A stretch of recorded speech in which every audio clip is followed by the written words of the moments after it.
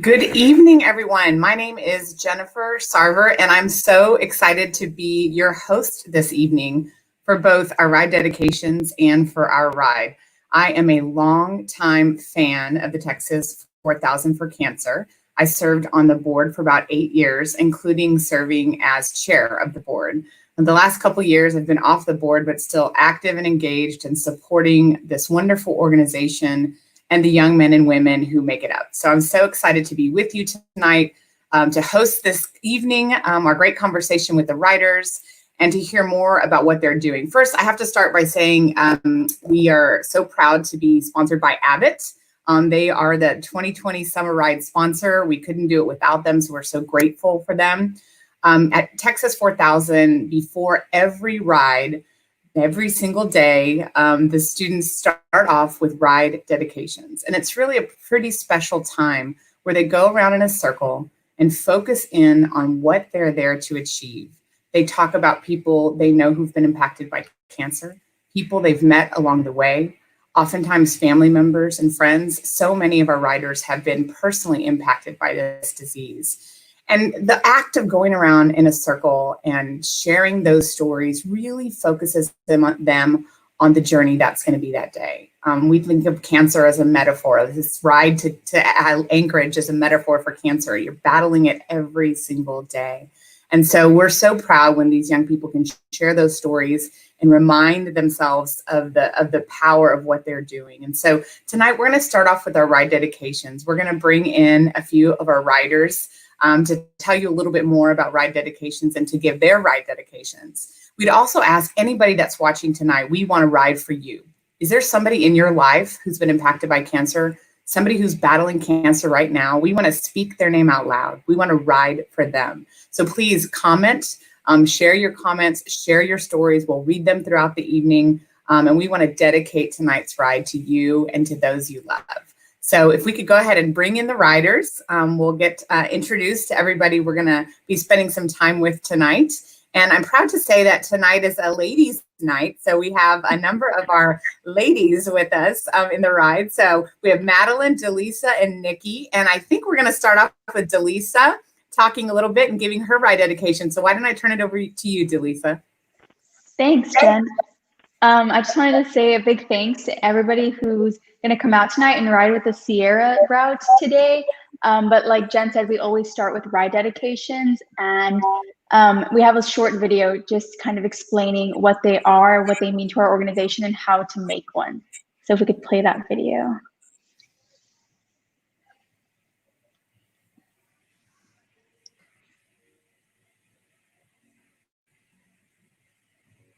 Texas 4000 is the largest annual charity bike ride that takes place every summer from Austin to Anchorage, Alaska, with the purpose of spreading our mission of hope, knowledge, and charity in the fight against cancer.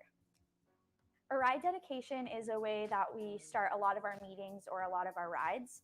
This is when we dedicate a ride or a part of our ride to somebody who has been in some way affected by cancer.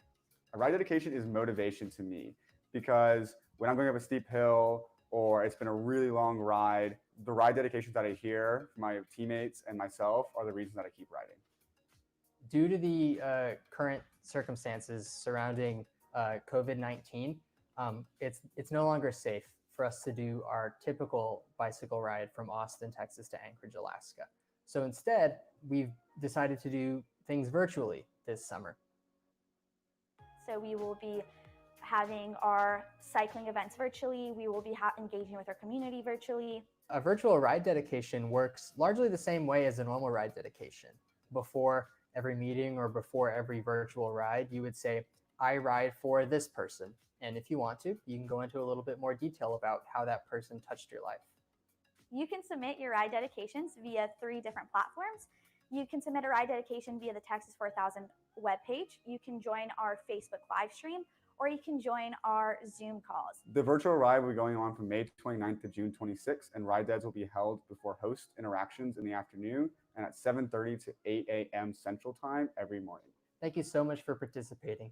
Join us at texas4000.org. Together we can make a difference.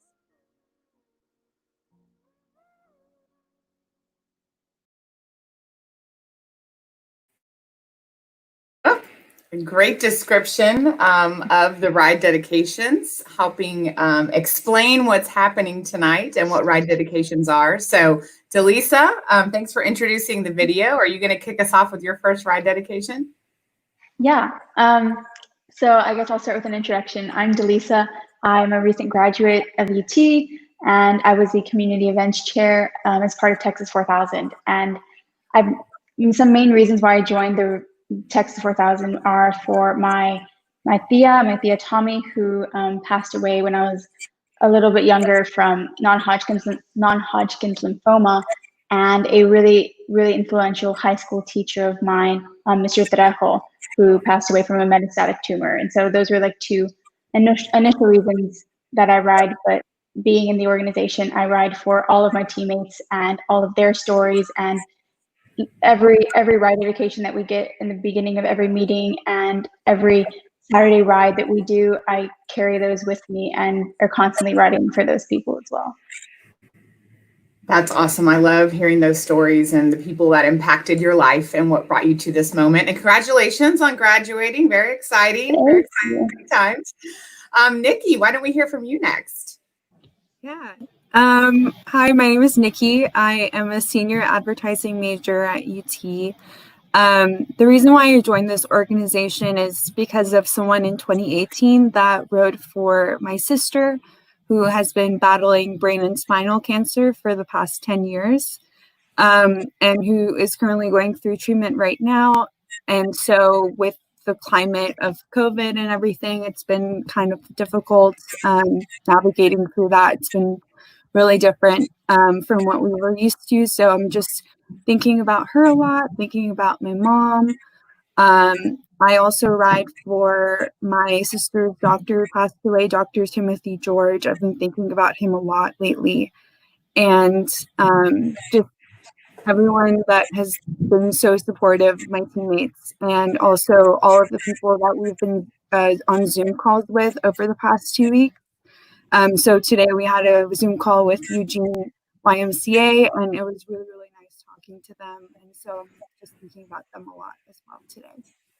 Nikki, what did your sister say when you told her you were going to embark upon this journey? She was not supportive. But like she like got around to it once it started. But you know, in the beginning, I mean, this is like this was a very difficult decision to make initially. Like, you know, telling your mom like, oh, I'm gonna bike 4,000 miles and I've never ridden a bike before, and I'm gonna do it, and it's gonna happen. And it's just it was difficult to make them go around that idea, but it happened eventually. That's so awesome. Yeah. Well, I'm so glad that you shared about your sister, and we'll ask you a little bit more about her and your decision to jump in. But let's go to Madeline.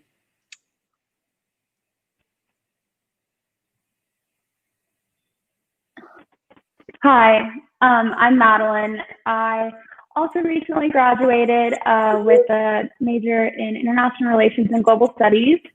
And yes, I'm on the Sierra route, and I began this whole journey riding for my Nana, who passed away in 2012 when I was a freshman in high school from melanoma, and she was treated at MD Anderson, living with us at the time, and she just inspires me all the time.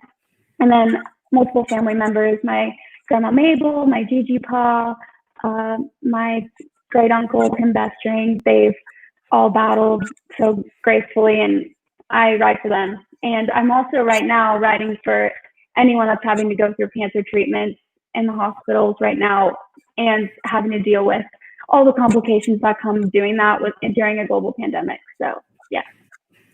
Yeah, it's got to be an extra burden on so many families and patients, and the difficulty in seeing people who are going through treatment. So I love riding for anybody that's going through cancer right now. I love that, Madeline.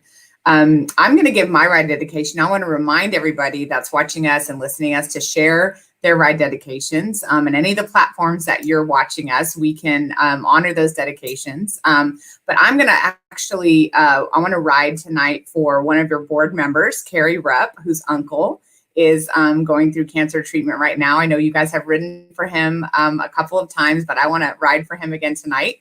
I want to ride for some badass women in my life who have tackled breast cancer in the last few years. So my friend Faye Ruse, my friend Sarah Marshall, my friend Stephanie. I feel like I've just been surrounded by people that have been impacted by breast cancer in particular. And so it's just such a great reminder of how prevalent the disease is, but also how people are overcoming it more and more. And that's one of the amazing things about Texas 4000 is how much we've been able to invest back into services and treatment and research. And so I know, Madeline, you said your grandmother was at MD Anderson, and that's one of the places where our resources go because they do such amazing work in trying to find a cure. And so one other thing, I know this might not be kosher during ride dedications, but we're always continuing to raise money. That one of the things that we do is as these young riders pedal, is we raise funds for the fight against cancer. So we encourage you to support them tonight. So do we have any ride dedications coming in from the public that we need to talk about now? Don't see any yet. Oh, yes. Hello, Annalena Tunnel. Would you ride for my cousin Ute? Oh, I'm not going to say that last name, but in Germany, she is battling cancer for over 3 years. And also for our friend Andrea, who just lost her fight to cancer. Thank you. All right, Team Sierra, we've got a couple of dedications there. I love that. I think one of the things that I loved about being a board member of this organization is that we kind of copied what you all do as riders. So before we started any board meeting, we did ride dedications, and the board continues to do that because, most people know about the student riders. They don't always know about the staff and the board members that are behind the scenes helping make things happen. And as a volunteer board member, it was so powerful to start our board meetings with ride dedications because it just reminded us of what we're here to do. Before we start talking about marketing and budgets and insurance and all the things that you have to do on a board, we'd focus in on what we're there to do. And what we're here to do is fight cancer, right? We're fighting cancer every mile. We're sharing hope, knowledge, and charity. And so I think the ride dedications is such a special kind of icing on the cake of what we do. I mean, you guys are doing a tough physical feat.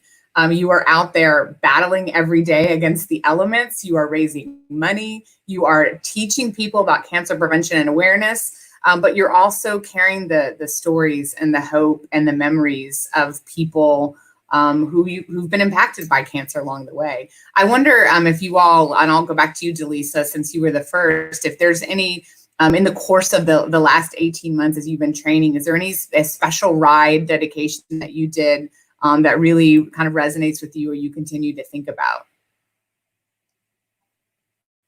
Oh.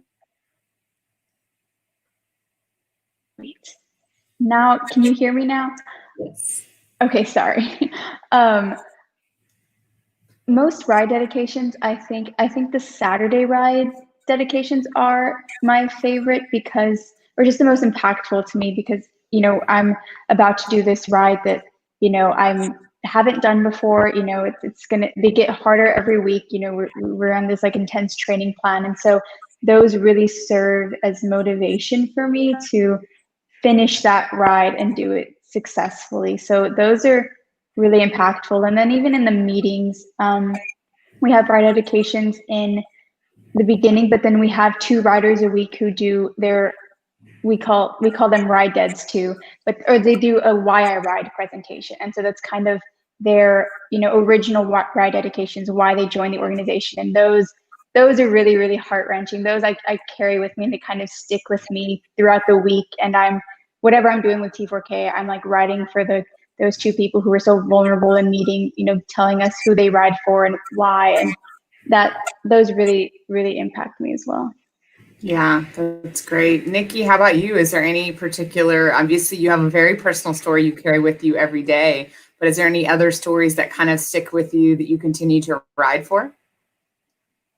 Yeah, there's a lot of my teammates that have had very similar kind of cancer backgrounds as I did. And I personally, like for the 10 years that I was taking care of my sister and dealing with everything, I really never told anyone. I was super private about it. And just meeting people that talk about their story with such humility and vulnerability. It's so rare to find people like that now. And so just having a space where it's just like we can share whatever we want and it won't leave those doors. Like it's incredible. And I know it's not just liberating for me, but for a lot of people on the team that had a lot to carry within them. Like it's just nice to kind of get it out in the open. And so just thinking about people like Tony and Colin and the people that initially made me like really stick around in the organization when I wasn't sure if it was something that I wanted to do. Those people were the ones that shared their stories, and it just really honed it in for me that this was something that like I had to do. I love that, Nikki. I mean, vulnerability is such a hard thing to do. And you all model that with such grace every day. And the kind of skill and the habit of being able to share and be honest and open and vulnerable, I think is something that's so rare, to your point, that you guys get to do it and kind of create this community with one another is really special. So thank you for sharing that.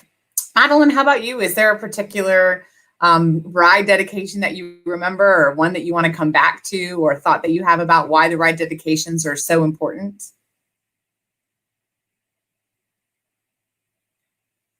Oh, got it. Sorry.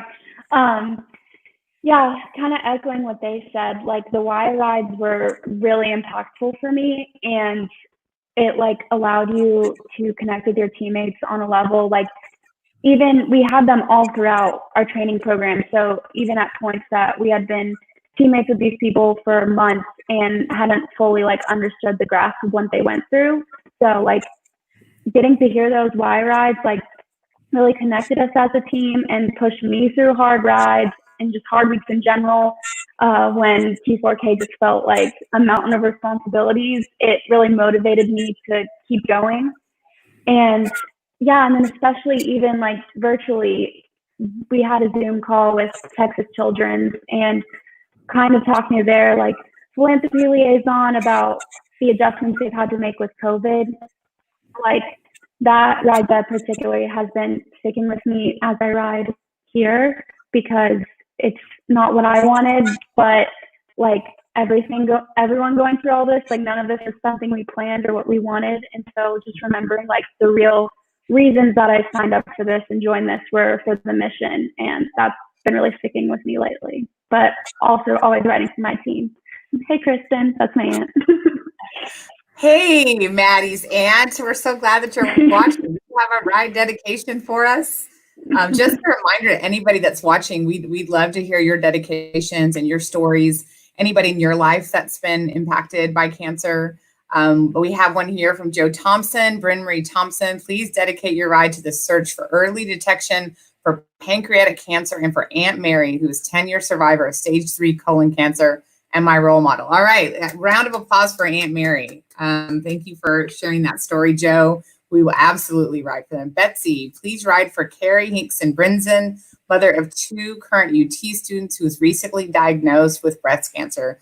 We will absolutely ride for Carrie. Thank you for sharing these stories. It is so powerful and motivating. And honestly, as somebody who's been on the sidelines, not on a bike for the last 10 years with this organization, I really think it's powerful to speak these names and tell these stories. And it's so encouraging and motivating. When you guys get on your bikes here in a few minutes, you're going to be pedaling up and down with those names on your heart and on your mind. And I know I love when I see you guys write names on the tops of your legs. So every time those legs come up, you see those names. And I can only imagine that when you're going up a big hill, that's really tough. That physical feat is getting harder and harder, but those names keep you going. So Sienna Taylor is so proud of you, 2020. All right. Thank you, Sienna. So one thing that you all kind of referenced and mentioned, it's obvious that we're not on the road to Alaska. We're doing this virtually, but one of the powerful things about doing this virtually is the ability to reach more people, right? So we've had, since the 29th of May, every day we've been on these videos, hearing from riders, listening to ride dedications, people going back and watching these videos. I would love to hear from you guys. What's one special thing that's kind of come out of this pivot that you had to make for doing a virtual ride? One thing that's going to stick with you that you're gonna carry forward. And before we head over to riding in a few minutes, Delisa. I think one thing that stuck with me since staff and board, we all like made a unanimous decision to go virtual. I think something is the team's just resiliency. I was part of the leadership this past semester, and go every Sunday night, planning on the back end for the team and the summer ride. It gets more and more heavy, the workload every week. But even after the kind of devastating news at first of the fact that our ride isn't going to happen, we were still planning, and everyone was maintaining such optimism and trying to make the most of what the situation was. And that was just really inspiring to me that, even though something that we've looked forward to for 18 months is kind of dissolving in front of us, we're still really ready and just like really resilient and, trying to make the best of it. So it's been something. Awesome. Nikki, what about you? Yeah, I would say a similar thing.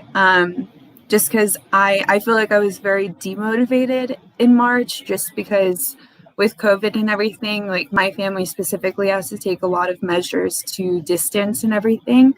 So I wasn't sure what the ride was going to look like. And I wasn't on leadership, so I didn't really know what was going on. And so it was really easy for me to pull back, but it was really my teammates that just pulled me back in again and they were just so inspiring. Like I can't even tell you, like my ride director, Philip, he single-handedly just kind of motivated me to get back up on the bike. And it was just so different from what we were used to, but it was still like the same kind of team feeling that we had always had during ride deads and just at meetings. Like we were still having each other's back, like always, which is really nice.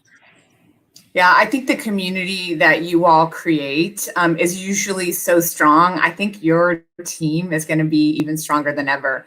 Before we go into our riding portion, we have a couple more ride dedications. So Maddie, I'm going to throw it over to you to read out our next ride dedications.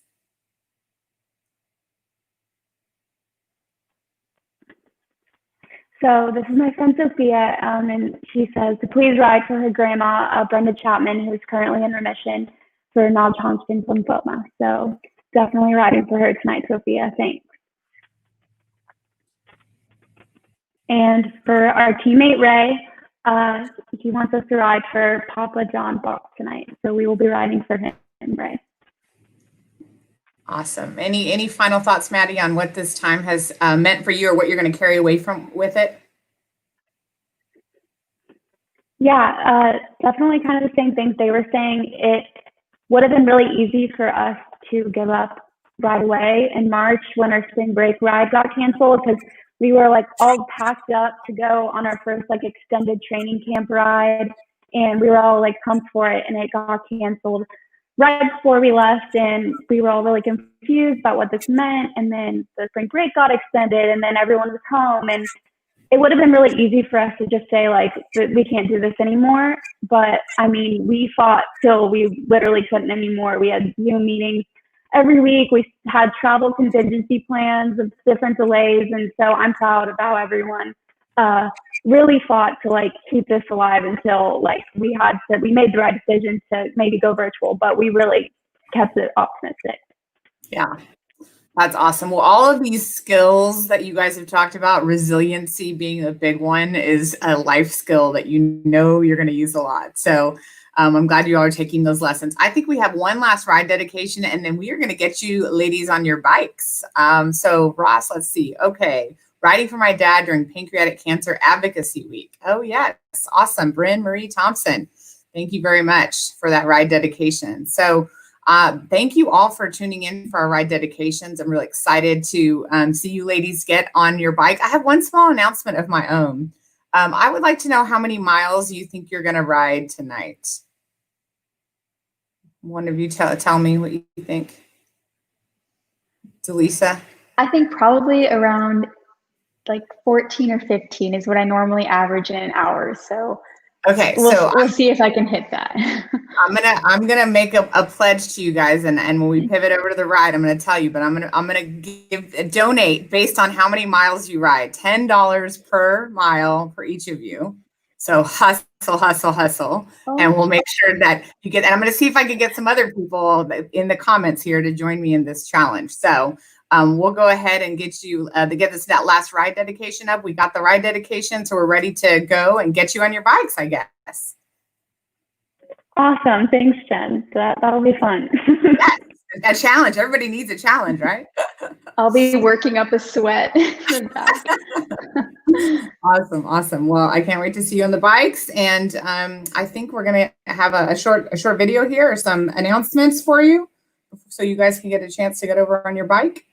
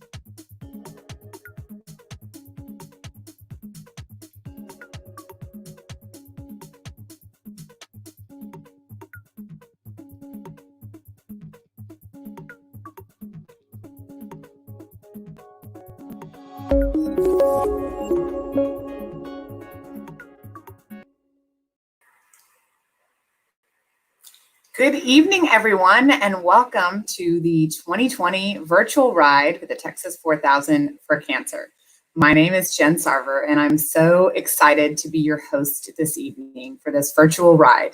I am a longtime fan and friend of the Texas 4000 and served on the board for about 8 years. So it is my privilege to be back tonight to help in this new era where we are not riding to Alaska as we normally would be, but we are safely riding in our own homes.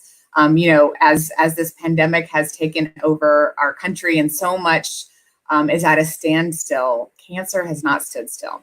And so because cancer does not stop, we will not stop. And so the Texas 4000 2020 team decided that even though they weren't able to trek across the continent for 4,500 miles on a bike, they were still going to ride virtually to share hope, knowledge, and charity in the fight against cancer. So tonight, we want to thank you for joining us for this virtual ride. We'll have a great conversation throughout the night. In a minute, I'm going to introduce a few of the riders who are with us from the Sierra route. There are 3 routes that typically go all the way up to Alaska. Tonight, we're focusing on some of the ladies of the Sierra team. So we'll get to meet them, hear what they're doing, why they got involved in Texas 4000. And we're so excited that we have a special guest with us tonight. Christina from Clif Bars is with us, one of our sponsors. We're so grateful for the way they nourish our team.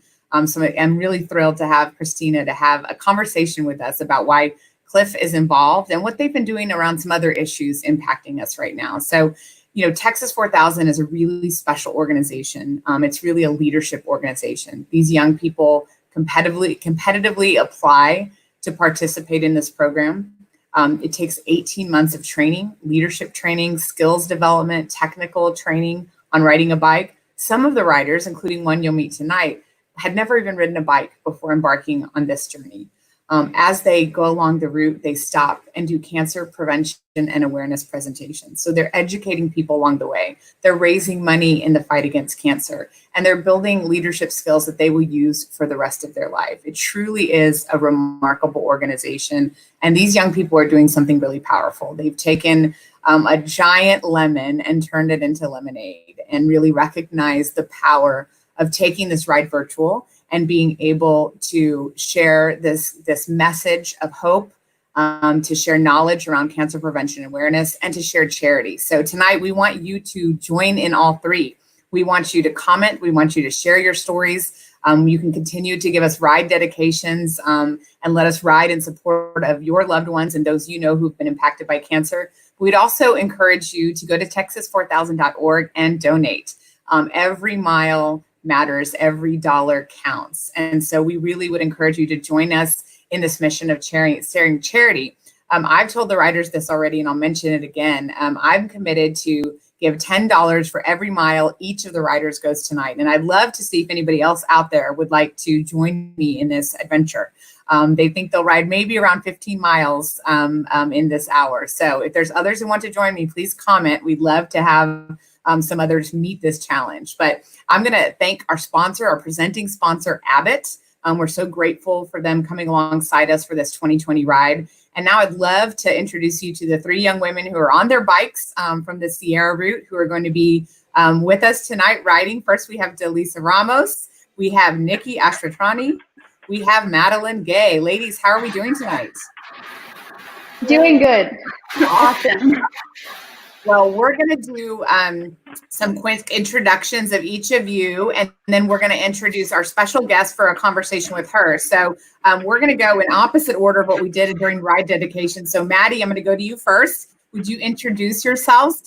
Introduce yourself. Tell us a little bit about where you're from, what you studied in school, and what you hope to do next. Hi, I'm Madeline Gay, and I just graduated from UT with a degree in International Relations and Global Studies, and I'm from Kingwood, Texas, where I am right now, at home with my family, and the kid of 2 Aggies, actually, so hook 'em. And after, my next plans are to attend Baylor Law School this fall, so just relaxing before that starts. Congratulations. All right. Nikki, tell us a little bit about you. Hi, my name is Nikki. I am a senior advertising major. I have a dog who loves to bark. And I joined Texas 4000 for my sister who's been battling brain and spinal cancer for the last 10 years. And someone from 2018 wrote for her, and I chose to do the same. So that's kind of how I got my start in Texas 4000. Awesome. Thank you, Nikki. And Delisa, last but not least. I'm Delisa. I just graduated from UT with a degree in biology, and next I'm taking a gap year, a much needed gap year, and will go to grad school the following year to pursue a PhD in molecular biology. Wow, Delisa. I think all of us deserve a gap year. After this year, can we all do a gap year? I'd like to just reboot and let's do 2020 over. But a PhD in molecular biology sounds way too complicated for me. So I'm glad smart people like you are out there doing it. So ladies, as you continue to ride, we're going to welcome in Christina from Clif Bar so we can have a conversation with her. And I am so excited. Jason Gray, thank you for meeting my challenge. $2 for the total miles the ladies ride tonight, $2 for every total mile. So we'll see if we can get some other people into this challenge. So far we're up $2 for every mile from the Grays and $10 for every mile from me. So we'll keep going, see what else we can get. So I'm going to introduce you to Christina Yamanaka. I hope I'm saying your name right, Christina. We're so delighted to have you with us. Thank you. You did an excellent job on my last name. Thank you. So where are you joining us from tonight? So I am here in Austin, Texas. So I am coming to you live from my home office. There may be a cat that pops up at some point during this. Her name is Penny. Clif Bar, it's a company. We're based in the Bay Area. We're in Emeryville, right outside the city. But I'm on our field marketing team. So I am based here in Austin, and we manage all of our event partnerships here in Texas. Awesome. Well, we are so honored. I know Clif Bars has been involved with Texas 4000 for a long time. And the riders need all that nourishment and support along the way. So why don't you tell us a little bit more about the partnership and why you all have invested in Texas 4000? Absolutely. So I had always heard about Texas 4000. And the first thing that always struck me was like, they're going to ride 4,000 miles? That's not possible. That's incredible. So it always stuck in my mind. And then we have brand ambassadors that work with us here in Austin. And one of my brand ambassadors was a 2014 rider. And so he talked a lot about the program to me and what all was involved. And so I reached out and the timing worked out. There was a nutrition sponsor that was exiting, and we were able to come in and support you guys. So this is our second summer supporting Texas 4000. I know this is a lot different than what you were all expecting, but I just kudos to all of you guys for what you're doing. I'm so impressed. I've been watching from the sidelines since you have started going live streaming. So congratulations. You guys are killing it. Yeah, they're pretty impressive, those ladies. So listen, I'd love to hear more about what Clif has been doing during COVID. Talk to us a little bit about the donations that you all have made to frontline workers who are battling this pandemic. Absolutely. So our team in field marketing, we primarily show up at events. Those don't exist anymore. And so we had an opportunity to work alongside our community team at Clif Bar to donate our products to first responders and healthcare workers that were battling this virus on the front lines. So in a span of about 10 days, we ordered and sent 7 million bars to hospitals across the US and also in Europe. We did about 500,000 bars at European hospitals, which was really exciting. Our team got to help firsthand with that, which just, made us feel really good. It was great interacting with these hospitals, getting employee numbers and donation addresses and just hearing their stories of what they were going through on the front lines, and then getting their pictures of their healthcare workers in full PPE, but holding up Clif Bars. And a lot of them had said that they not only did they not have time to stop and eat, but they also just didn't find it safe to stop and eat. They're dealing with these COVID patients on the front line. They didn't then want to go to a cafeteria and potentially bring germs there. So our products came in handy there, which was it was great to hear. And I'm really glad we were able to help in a very small way. And then we had a second wave of donations where we reached out to food banks across the country. And we donated an additional 7 million bars. So that brought our donation to 14 million. So these donations were big. We are bringing like 18-wheeler tractor trailer full of Clif bars to food banks across the country. And if you were curious, it's about 180,000 Clif bars that fit in a 18-wheeler. 180,000 Clif bars. Okay, that's a lot. That's a lot of nutrition. Yes, yeah. So we've been hearing back from these communities. This product will stretch through September for them, but they've seen a 200 to 300% increase in the number of families that have been reaching out for help. So we feel really lucky that we're able to help and support in whatever way we can. That is just so powerful. I mean, I know since the beginning of the pandemic, I've been involved with the Central Texas Food Bank, which covers a huge region here in Central Texas. And I've been going to work in the warehouse and then also participating in the mobile food pantry. And that is one of the most humbling experiences to see literally thousands of cars drive up because they need food. They need food assistance. And it's people from all walks of life who are really struggling during this time. And so it just kind of reminds you of the impact of this pandemic. And it's so powerful the way that corporate America has stepped up in so many ways. And companies like Clif are really helping fill in the gap and help families in time of need. So we're so grateful for all the things you're doing for our communities. Thank you.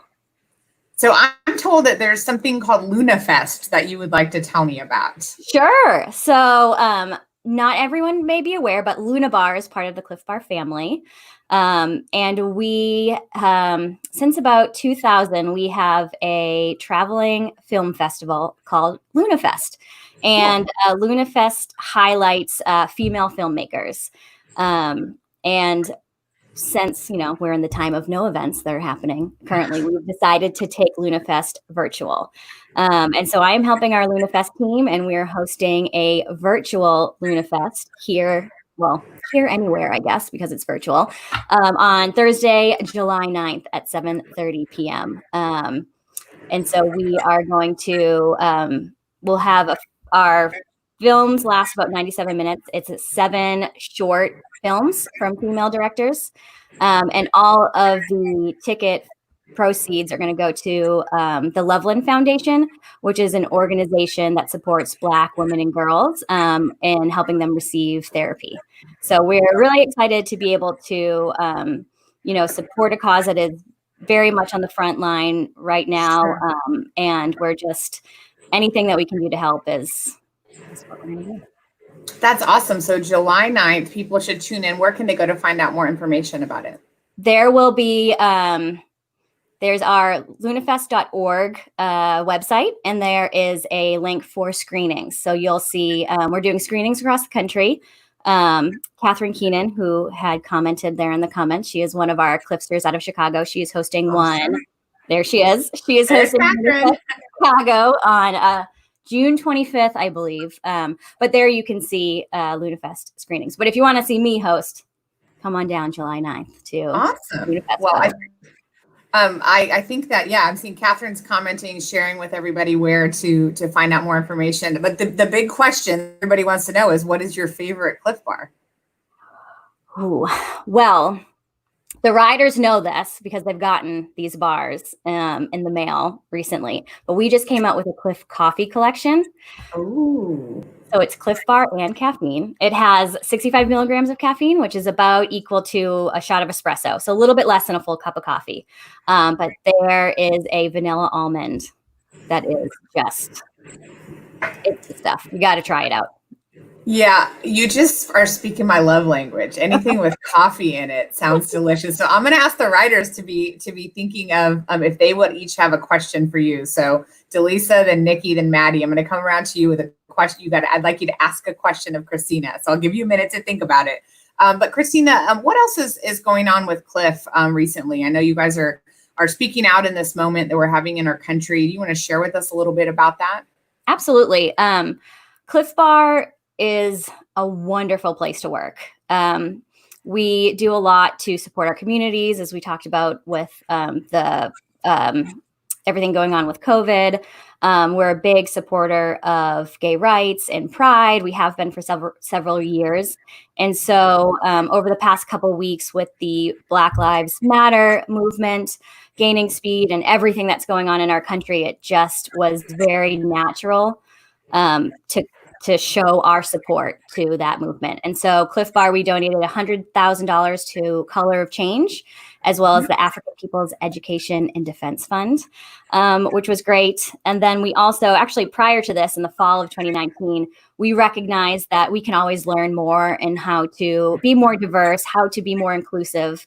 And we created a position called the Director of Inclusion, Diversity, and Engagement. So we brought Shireen Gordon on. She started this fall, and she has been just such an amazing wealth of knowledge for our employees to learn how we can be better allies, how we can support our Black coworkers, how we can show up in the world and just be there for this community. Yeah. Wow, that's so powerful. And thank you for sharing what you all are doing. I think the more we educate ourselves and dig deep into these issues and communicate with one another, the better off we will be. So thank you for telling us a little bit about what Clif is doing. So, all right, Delisa, I'm going to go to you. Do you have a question for Christina? I do. I just thought of one. Well, I just wanted to say I loved my package of Clif products in the mail. I was so excited. I got the little gels. The blocks. Oh, the blocks. That's what they're called. Yes. I absolutely loved those. But yeah, so thank you for that. And I guess my question is, I know Clif has come to talk to us at a couple meetings about, like you is like a sponsor for Texas 4000 and, like how our partnership works and whatnot. But I just was wondering I know you've talked about in our meetings a couple of times, like your commitment to sustainably sourcing ingredients for your products. So if you can talk like a little about that and like what you're doing for the environment in terms of ingredients. Absolutely. That's a really great question. Sustainability is huge in our company. Mm-hmm. We're a 5 aspiration company. And so that means that we support our people, our businesses, our brands, our community, and also our planet.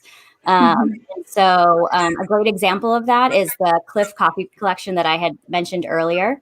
We work with farmers in Colombia that produce or that give their workers a living wage. It's really important for us to know that we are working with farmers who are just protecting their people. We feel very strongly that living wage matters, and we do a lot of homework and a lot of trips to find those farmers that A, already do that, and B, those that want to get to that point. And we have a grant program, and we work with farmers who want to get to a place where they're able to provide a living wage for folks. Organics is also another huge part of Clif Bar. Currently, I think we are at 74% of our ingredients are organic, and the only reason we're not 100 is some of the ingredients just don't have organic options yet. For sure.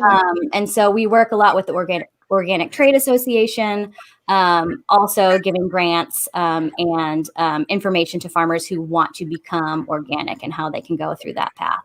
So yes, it's a very important part of our business. We feel really strongly about it. That's so awesome. Thank you. You're welcome. Delisa, can I get a check on how far you've gone so far? What mileage are we at? Let me see. I have gone 5.39 miles. Ooh, okay. Good to know. All right, keep up the good work. Okay, Nikki, do you have a question for Christina? I feel like you started broaching on it when you started talking about more social movements that's happening today, and I just wanted to know, like, how Clif navigates going through like the social media, how do you delve into these difficult topics and make a stand as an organization and say like this is our opinion Like, how do you broach through that as like a really, really big brand? Well, I think I'm just curious. Yeah, that's a really great question. I think Clif Bar as a brand and as a company, it's just part of our roots that we will stand for these big issues that are facing our country, and that's just part of who we are. And so, because we are a big brand and we have a social following and people know who we are, we think it's really important to tell the world what we're doing and why we think it's important. Definitely with the Black Lives Matter movement, I had touched upon it, but LGBTQ is a huge, it's just a special place in our heart at Clif Bar. We're in the Bay Area. We work a lot with the Pride Festival there. We have right now, the month of June is Pride Month, which is really exciting. We have so much programming that happens internally. We've had a lot of virtual dance parties. We have speakers that come in. And so I think it's just, we know who we are as a company and we know what we stand for. And we think it's really important to talk about that and just also show that we're not just, throwing money at something, if that makes sense. Like, we will walk the walk. We will find a way to make change in whatever way we can. I love that. Thank you. And Nikki is an advertising major, so I'm sure she's thinking about how do you apply this for brands as you're thinking through your degree plan and what that looks like moving forward. All right, Maddie, last but not least, one question for Christina. Yeah. So Christina, I want to ask you, what drew Clif Bar to sponsor Texas 4000, and where do you think our missions overlap? And then, if you feel comfortable personally, is there anyone that you'd like to give a Rai dedication for us to ride for? Absolutely. Well, we obviously just our products make a whole lot of sense with the ride that you are doing. So that's an easy check off, check mark.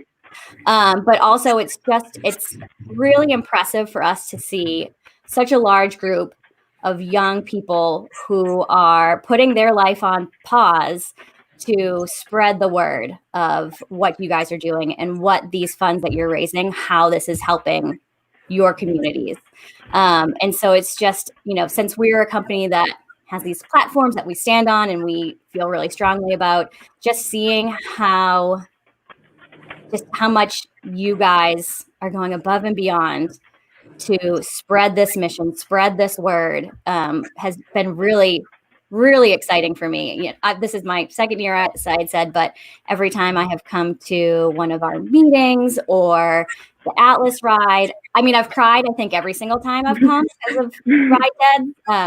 But it's just been so powerful to see everything that you guys are doing and, being able to provide you guys nutrition and sponsorship has been, really exciting for us. And then personally, I was actually supposed to do a bike ride myself, and I'm not really a cyclist. Just gonna put that out there. I'm more of a runner, but I was signed up to do a team and training event out in Tahoe, where we would ride around Lake Tahoe, 74 miles in one day.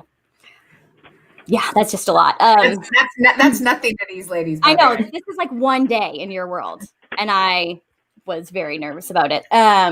But we were raising money for Team in Training for Leukemia and Lymphoma Society.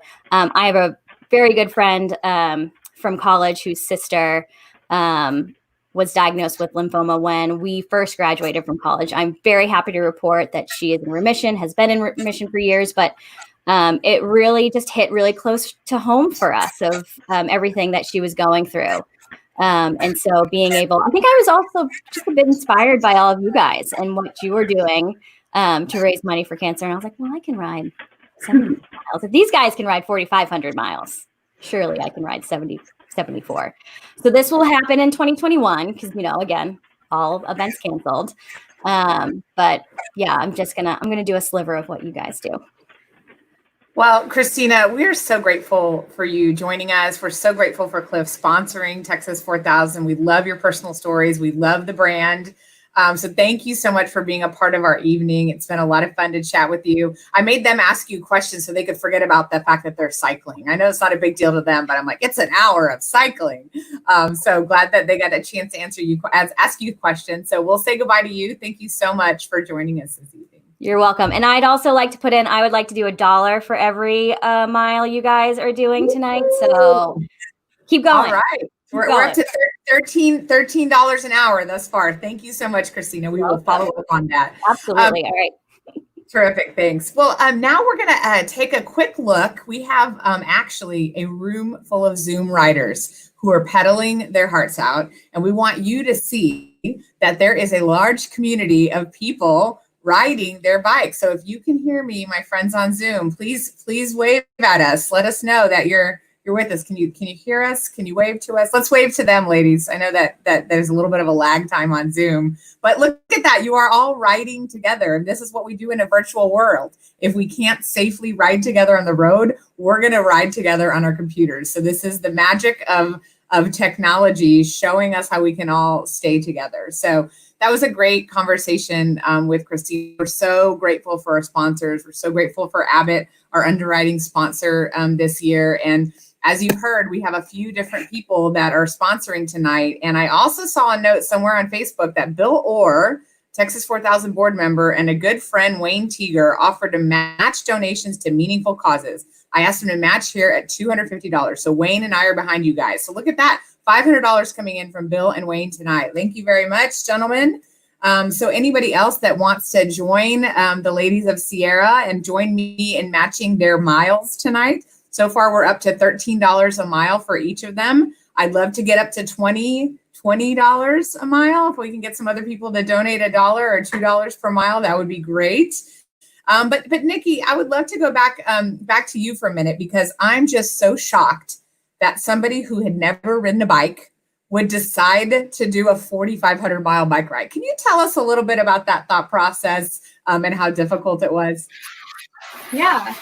So I actually, I started, like, I hadn't worked out really, like, ever. Like, in high school, I was in robotics. I have no athlete background whatsoever. And so when I came to college, I decided, like, I'm just going to do something I would never do. I'm going to sign up for the rowing team. Like, it's super athletic. I'm just going to do it and see what happens. And then I ended up really enjoying it for a few years. But then once I found out that someone from 2018 rode for my sister, I decided that, like, rowing I can come back to anytime, but this is just something that I can't put on hold. And so it's just something that came up, and it seemed like a higher calling for me almost. Just because it was so unexpected that it happened. And so, it was really difficult convincing my family that it was something that I wanted to do, just because I had never ridden a bike before. They were really worried about me. But once I did the training in October, I don't know what happened. It was like we were all together, and initially, like, I was with, like, the regular pedals, and I think, like, 15 minutes in, I switched into the Clif-ins.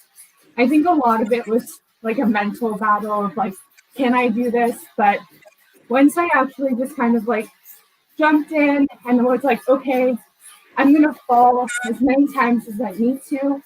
I'm just going to keep getting back up and hope that, it's going to stick eventually. And it did. It took a bit. It took a long time, not going to lie, but it was really, really worth it. And my teammates really helped me along the way. I still don't really feel comfortable biking outside alone, which is why I'm indoors most of the time. But honestly, a lot of my confidence comes from my teammates, but they really pushed me to just kind of, like, embrace the newness of it all. It was very unfamiliar, but it was really, really fun as well. Yeah. That's awesome. Well, I'll give you a chance to catch your breath there, but Delisa, I want good. But Delisa, I want to go over to you, and I'd love to just kind of build on something Nikki said about the team, right? So as you kind of bond together over this physical feat and the challenges that you're facing individually, and the Rai Dedications, and all kind of comes together.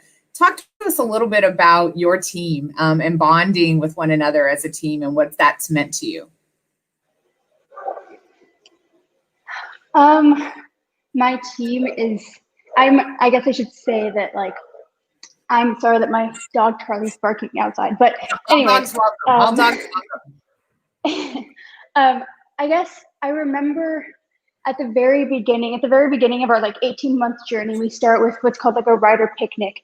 And that's where the previous team, so 2019, they like hosted this like new picnic for us, and it was really overwhelming. I'm not one to like, not a very like extroverted person most times, so it was like really overwhelming to see like all these new faces, and knowing that I was going to become so close to these 80-ish people over the next year and a half is just kind of crazy to me. I kept like trying to tell myself like, you know, like go talk to people, introduce yourself and whatnot. And like, I remember making like one or two like friends. I had talked to this one girl, Alex, across the stoplight, across from the little grassy area where we were having our picnic. And we like, just from that, like looking at like our friendship and like the way we've bonded just from that moment to now is like incredible to me. And I think it's just a culmination of kind of shared story, shared background. And I think that's the same for everybody on this team. We all came with something related to cancer, whether it was direct from, you know, a family member or a friend, or, you know, a loved one being affected by cancer, or indirect, like just people wanting to spread hope, or people wanting to change the way knowledge was distributed around cancer to communities.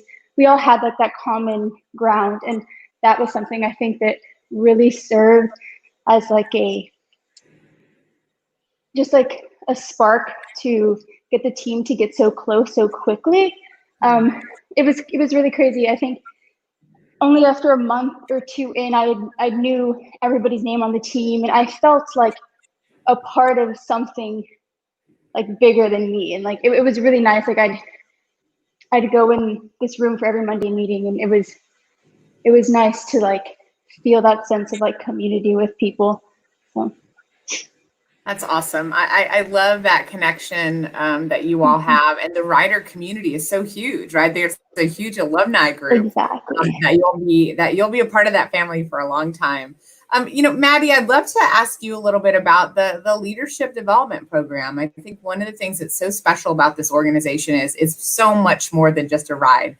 The ride is the cornerstone, but you all are working for 18 months before you get on those bikes for on day zero.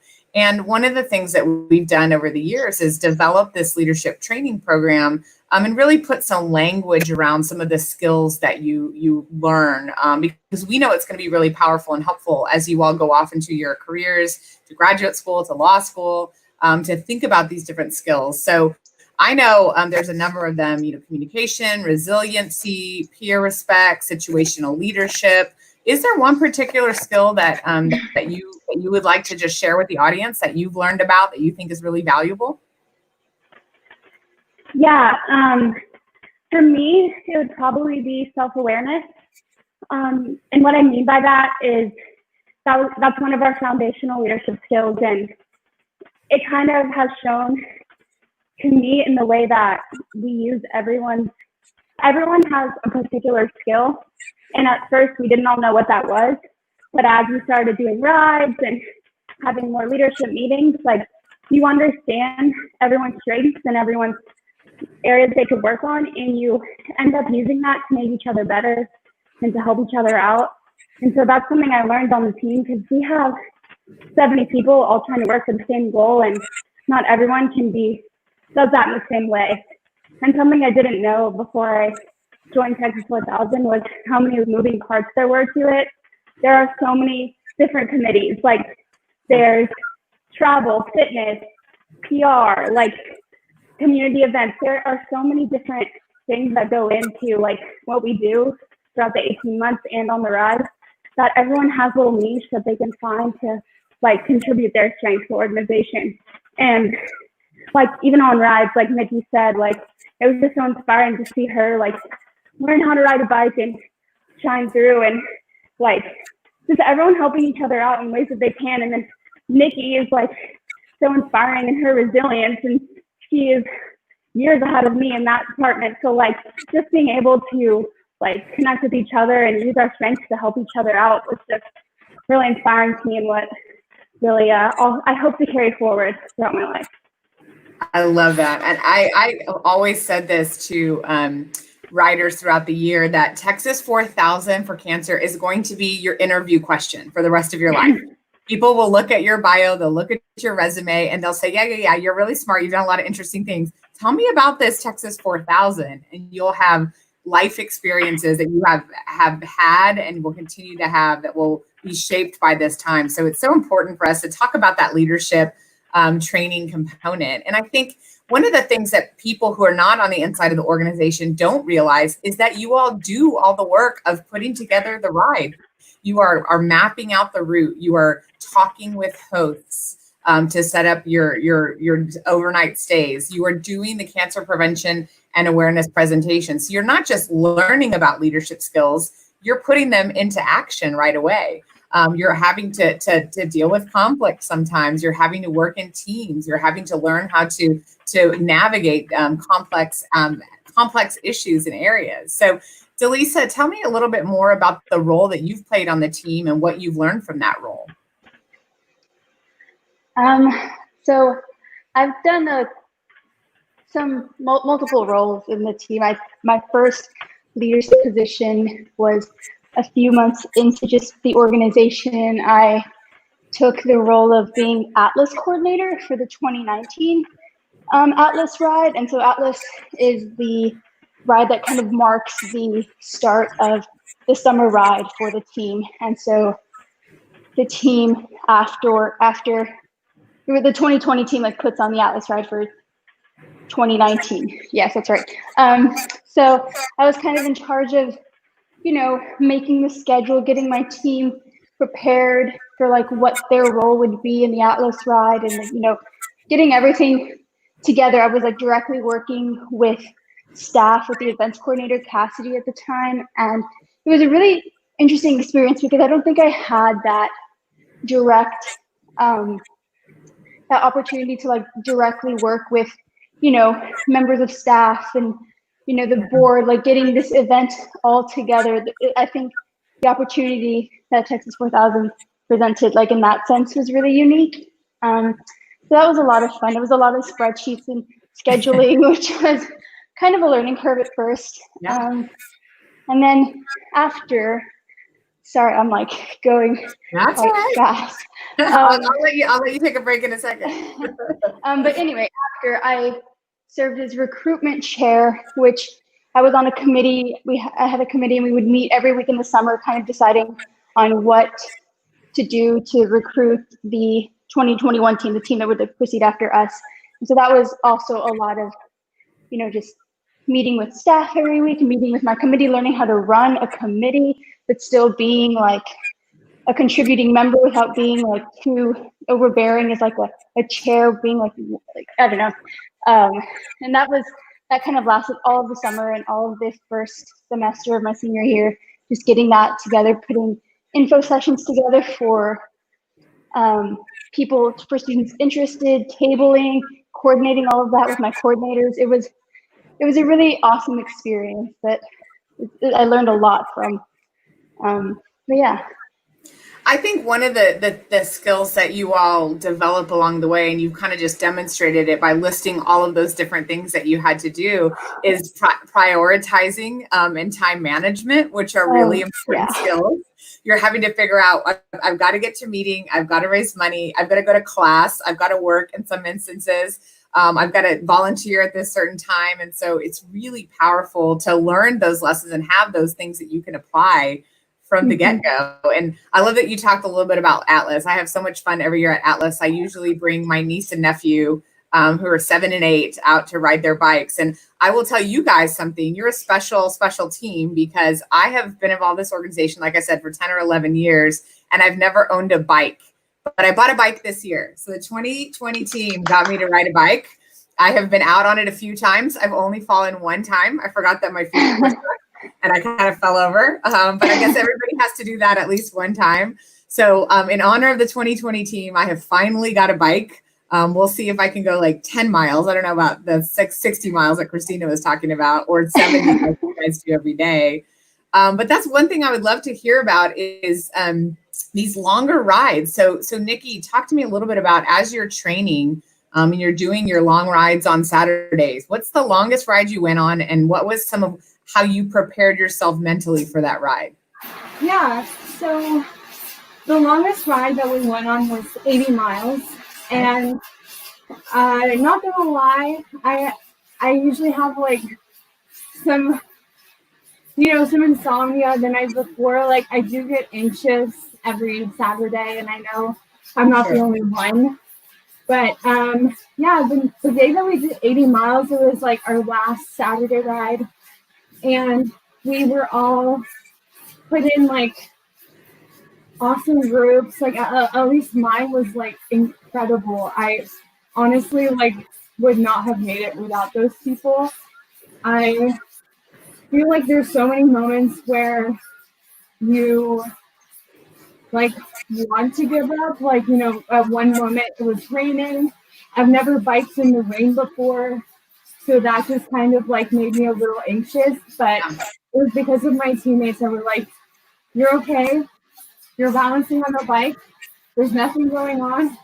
Just keep going, and like, just don't pay any mind to the rain. Like, just be careful, but just keep going." And I think if it wasn't for their confidence, I feel like it would be more difficult to get through those 80 miles. But just because of them, and because they were so patient and willing to stop if I had a cramp or anything, like, I just feel like this team as a whole, like, we're very supportive of each other, and that's the biggest takeaway from the Saturday rides. But I would say longer bike rides, I think, are just a huge like test, like a mental test. Yeah. But it's just so liberating when you're done and you're like, I did that. So I would say like longer rides, they're so difficult but so rewarding.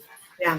Over like a short ride to Shoal or something, they're great for getting miles in practice, but it's nothing compared to like a dam loop or a Lime Creek, or any of the crazy routes that we've done over the past year. Yeah, and you'll be able to take that sense of accomplishment with you forever, right? Even if you decide after this is all over that you're done bike riding. I still talk about the marathon I ran 10 years ago, because I'm not going to do another one, but I did it twice. That's an accomplishment.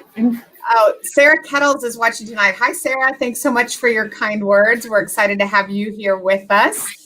I would love, the rite of passing. I think she means by me falling off the bike. That's a rite of passage. So I'm now officially initiated into the club. Maddie, I'd love for you to tell everybody a little bit about some of the training that you all do, and some of the fitness and the education that goes into making sure that you are safe on the road. Yeah, it's so important to like be educated on how to stay safe, especially as we have the whole spectrum from beginning cyclists to one of our team members is on the UT cycling team. So we definitely use each other as resources to kind of like learn the norms of cycling. Like, I never cycled in this type of bike before where you clip in. And I remember the first day, like, we really ease into it. So I think we get our bikes in like September, October, and we just spend the first day in the parking lot in stations learning about everything about the bike, all the ways to like stay safe, all the rules. We have calls we give to each other on the road. And yeah, the first day was definitely a learning experience for a lot of us. There were a couple falls, lots of laughter, which looking back now after we biked 80 miles, to think of us barely being able to bike 30 feet in the parking lot is really funny. But like, yeah, we definitely take safety really seriously. And we started off doing weekly rides, which were like 10 to 20 miles throughout the week. And we would sign up so we could fit rides into our class schedule. So if you had class in the morning, you could ride around Austin. And then each weekend, we do a slightly longer ride as a team, starting at like 5 a.m. Every Saturday morning, which was an adjustment for me for sure, because I'm not a morning person. Yeah, and then we would unlock that ride, and then once we do it on the Saturday, you can do it during the week, and then you just kind of keep building up. And yeah, we had an awesome training camp in the fall. We spent one night with a bunch of seasoned cyclists who rode with us. And yeah, it's been great to kind of build up my confidence doing a new skill and just doing that with this group of people. It's been really fun. That's awesome. I wonder if you have one piece of advice for drivers when there's cyclists around. What is one thing you wish people knew more about cyclists and how we can share the road more safely? Yeah, I'm trying to think. Definitely it's hard in my hometown because there aren't as many bike lanes. Austin is great for bike lanes. Yeah. I would say like we like to be kind of treated like, if we're in a group, like to be treated like a car. Okay. And don't try and like squeeze past us. And so like we normally call if there's a car coming behind us, and we're able to like move over to the side of the road if we can, but like treat us like a car and don't just try and squeeze past us. Like we normally notice you, we just need a couple seconds to kind of wait to get over to the shoulder, which sometimes we can't. So just, I know it's hard to be patient, but that would be my one thing. That's really good feedback, Maddie. Thank you. Because I think there's a lot of people, and like you said, Austin, there's a lot of cyclists and a lot of bike lanes.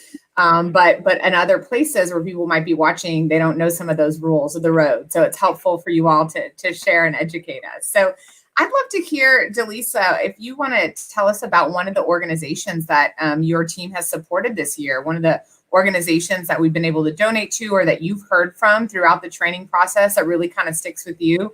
We have so many great partners that we donate to and that we learn from. But is there one in particular that stands out to you?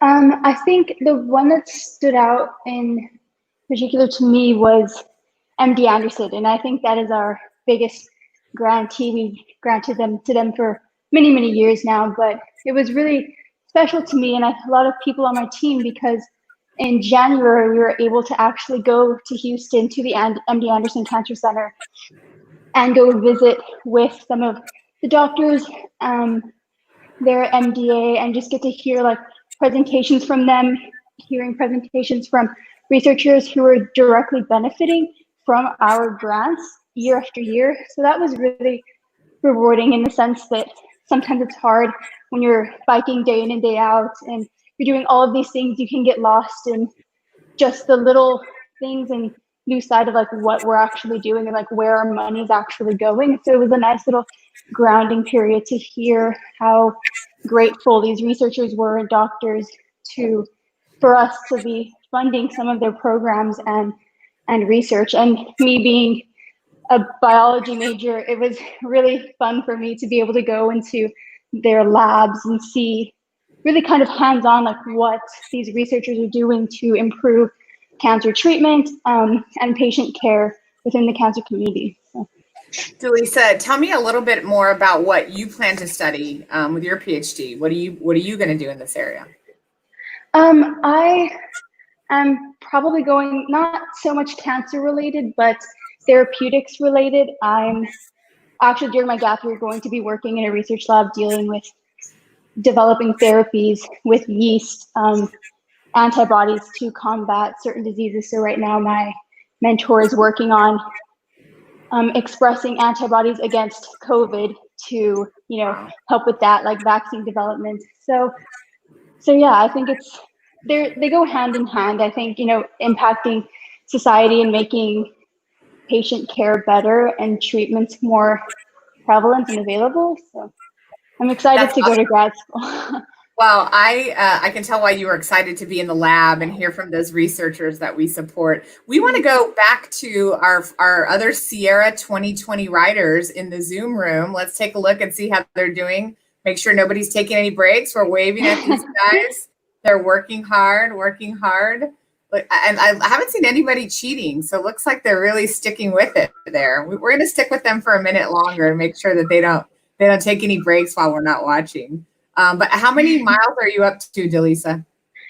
Let's see. I am at, that's my average.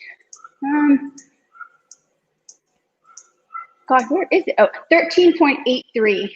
All right. So you said 14 or 15, and we have about 8 minutes left. So you're close to it. So my goal is 15. So 15 I'm like, so I'll let you stop talking so you can start pedaling faster. Nikki, was there any one organization or researcher or somebody that you all met or visited with that's kind of really sticking with you? Yeah, absolutely.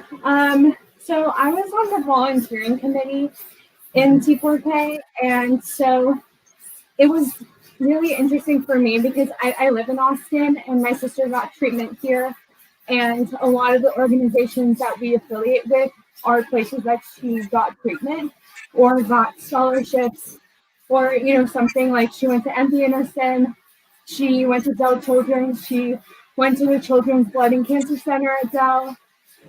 She got a scholarship from Superhero Kids, and that's the organization that I want to talk about.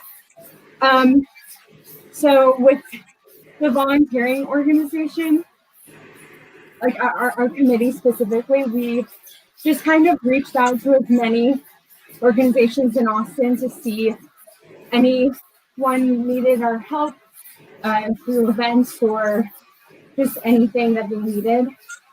And I ended up getting in touch with this woman who I believe was the founder of Superhero Kids. Her name is Samaya.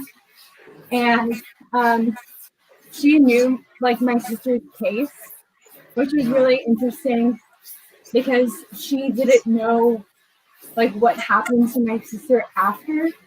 Like they only know the recipients up until they get the scholarship, and then they don't know what happens to them after. So she was really, happy to know that my sister was still, getting treatment, still kicking, still, doing school and everything that she should be doing.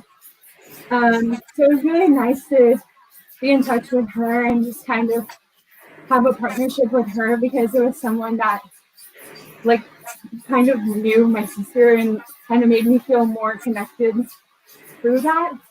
And same with Make-A-Wish. My sister got a wish in 2014, and her wish her wish granters ended up emailing me back, and so they also didn't know what happened to my sister after. And so I got to kind of restart that partnership with them, and it was just really nice to get back in touch with them, just be connected through, my sister, and kind of have this connection with them as well. So I would say Make-A-Wish and Superhero Kids were the two most important for me. That's awesome.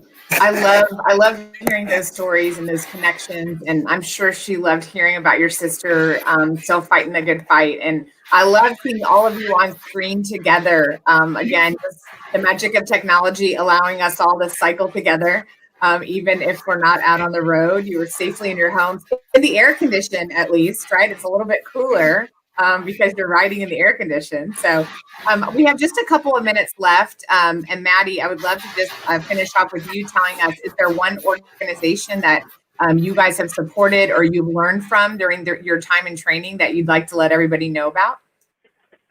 Yeah, so obviously, like same with Teresa, I really enjoyed working with MD Anderson just because of my personal connection with my Nana being treated there.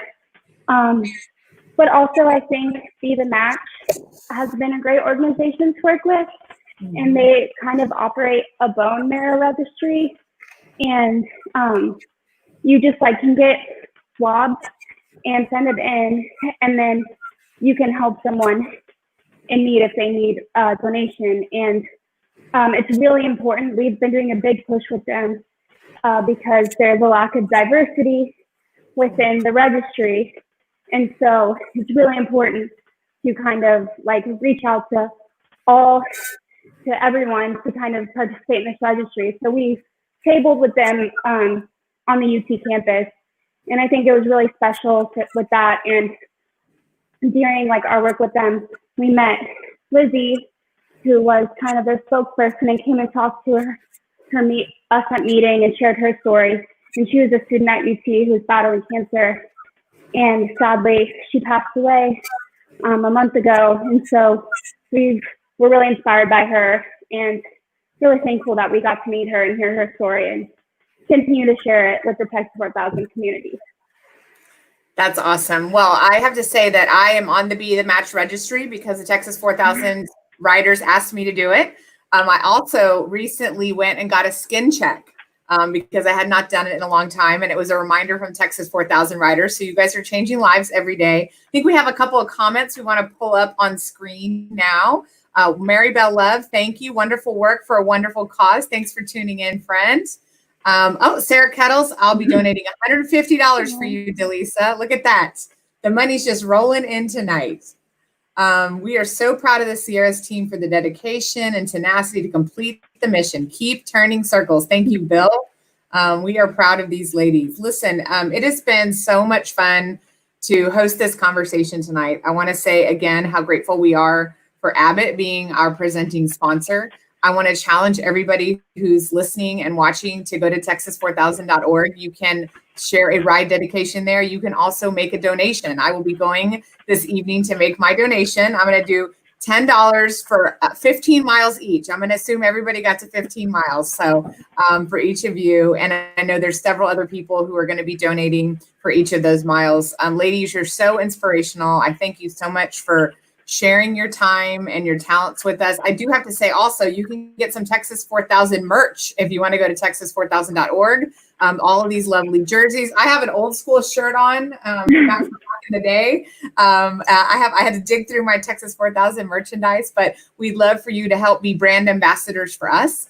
Carry the mission of Texas 4000 for Cancer forward. Help us share hope, knowledge, and charity in the fight against cancer. It takes all of us. Each one of these ladies, each one of the team members on each of the 3 routes, riding every day, reminding people about the fight against cancer. We know we're in a weird moment in our world. We know it's a difficult time. This pandemic might have kind of derailed our plans for the summer, but it did not derail the passion of this team and these young people to make a difference in the fight against cancer. They are going to be the philanthropists. They're going to be the scientists. They're going to be the leaders that make a difference in our communities for years to come. And I tell you, when I spend time with the Texas 4000 for Cancer team, I feel good about our future. So thank you for all of the work that you all are doing. Thank you for pedaling with us tonight. I'm going to say good evening, and please join us back here tomorrow, 8 p.m. for Ride Dedications and a big hook 'em horns. Bye, ladies. Thank you.